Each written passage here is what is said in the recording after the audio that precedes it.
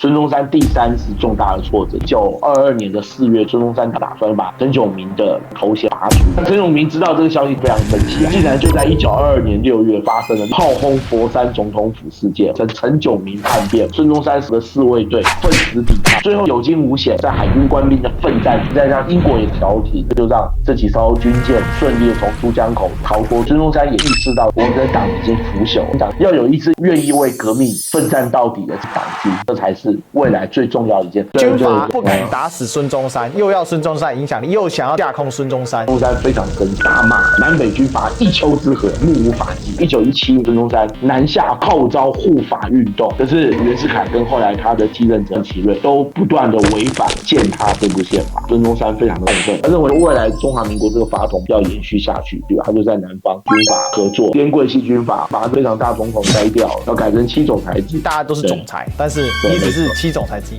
你有病。Ladies and gentlemen, welcome the host. 像我们这一次要来聊国共合作啊，因为只有回到国共合作的起点，我们才能真正弄清楚两岸的纠葛啊，以至于当代的整个发展啊。那国共的合作是从何而起呢？我们该如何来谈呢？国共合作应该是中国近代史上一件非常重要的大事，甚至我个人认为是辛亥革命中华民国成立之后最重要的一件事情，因为它确定了中国未来发展革命的方向。首先，我们孙中山的革命遭受了许多重大的挫折。我们知道1912年辛亥革命成功，后来在南北妥协之下，最后建立了中华民国。那成立了中华民国之后，其实有一个很重要的政治格局，就是当时在南方领导革命的同盟会，后来改组成国民党，你要跟北方袁世凯所领导的北洋系，再加上一部分的立宪派，如何彼此折冲，能够建立一个新的政治秩序，就成为民国刚成立的时候重要的事情。最后由国民党的唐绍仪来担任国务总理，袁世凯来担任中华民国第1任临时大总统，其他的各个党派都可以在国会里面拥有席次，就建立类似我们讲联合政府这样一个状态。可是这个实验很快就失败了，各位，因为1913年发生了一件震撼整个当时中国朝野的重大的刺杀案，就是历史上的宋教仁遇刺。宋教仁遇刺的结果代表，以国民党为首的前同盟会的势力不太可能再继续跟北洋派的袁世凯继续合作下去，双方正式走向武力相向，就是历史上所谓的2次革命，也就在1913年展开，标志了未来民国很重要的一个特征，就是分裂跟内战。这一打就打到1949年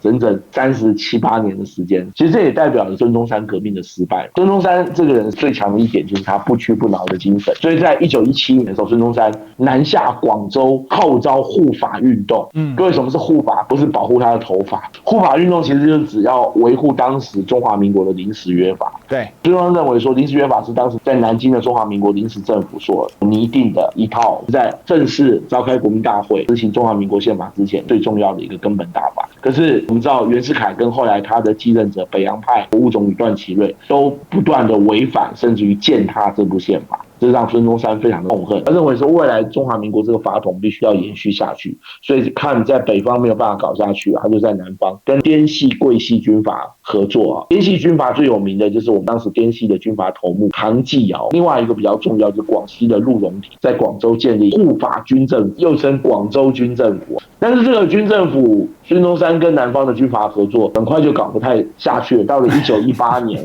滇桂系军阀把广州护法军政府改制了，把非常大总统的位置摘掉了，要改成7总裁制，找了一个前清很重要的一位官员，当过两广总督的陈春轩担任7总裁里面的首席总裁。孙中山非常生气，离开广州的时候大骂说南北军阀一丘之貉，目无法纪。那他们当时拔孙中山的方法也很巧妙。孙中山如果继续跟他们混，相当于被利用啦，就说看我们军政府的正当性，因为之所以可以另立党中央，是有孙中山这张牌嘛。可这些军阀不敢打死孙中山，又要孙中山影响力，又想要架空孙中山，所以他们就搞了一招，说大家都是总裁，但是你只是7总裁之一。所以北边的北洋军政府，南边有护法军政府，就称南北对抗时期。不过讲一个实在话，根本也没什么对抗啊，因为呢军队常常出去回来也没什么打，除非北洋军侵略他们的领地，否则的话基本不怎么实质上北伐。因为西南军阀要的就是割据一方嘛，对，那孙中山要的是希望能够全国统一，实现三民主义，所以两者之间根本就没有任何在理念上的交集点，所以这种合作根本搞不下去。一般我们看近代史或者说国民党党史，孙中山第3次重大的挫折就发生在1922年夏天的6月，陈炯明的叛变，这个事情对孙中山打击太大了啊！陈炯明这个人，其实我们前面就已经介绍过了嘛，这边就不多讲。他也算是孙中山的老部下，所有认识陈炯明的人都表示陈炯明是一个很能干的人。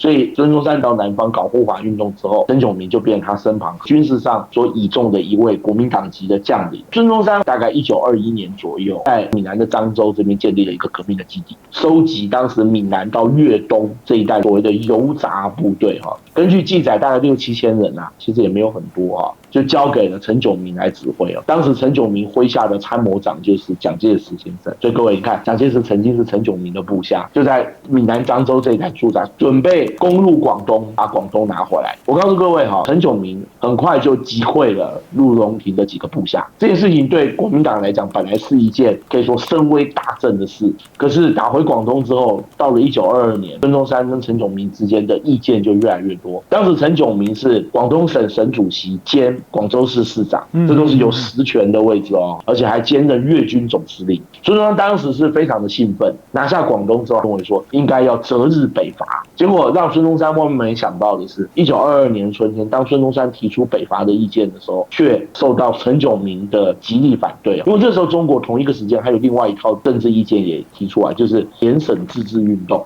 其实这是在学哪个国家？美国。就是在学。陈炯明当时是好几次公开表示他赞成，他认为内战没有办法解决问题，而且还会让全国陷入战争的浩劫，所以他反对。所以呢，当时就直指陈炯明就有私心，只是想割据广东而已啊。所以双方的意见就越闹越严重。后来到了1922年的4月左右，孙中山当时就打算把陈炯明的省主席跟广州市市长以及他的粤军总司令的头衔把他拔除。那陈炯明知道这个消息，当然非常生气啊！竟然就在1922年6月发生了历史上炮轰佛山总统府事件，历史上又称陈炯明叛变。陈炯明真是非常的狠啊！若不是因为孙中山身旁的侍卫队奋死抵抗，带着孙中山跟他年轻的太太宋庆龄一路突围血战，冲到了江边，登上了当时仍然效忠孙中山的海军哈，在这几艘军舰的护卫之下，混在珠江上。不过当时还有一个人啊，就是已经被陈炯明开除的蒋介石。蒋介石当时对陈炯明也非常的不爽，得到这个消息之后非常的亢奋，就带着他的第2任太太陈洁如女士从上海千里赴难赶回广东，登上了当时的永丰舰。最后也是有惊无险，在海军官兵的奋战之下，再加上英国也出来调停，就让这几艘军舰顺利的从珠江口逃脱出去了。最后孙中山辗转到了上海，暂时脱险。这一次对孙中山打击非常大。根据陈洁如女士的回忆录，孙中山哭得老泪纵横。首先在奔跑逃亡过程当中，他年轻的太太宋庆龄就不幸流产。孙中山握着当时千里复原蒋介石的手，你还没有抛弃我，国民党面还有像你这样的同志啊！也从此之后让孙中山对蒋介石刮目相看。但是而且蒋介石是叛离了陈炯明来投孙中山，这政治意义也很大。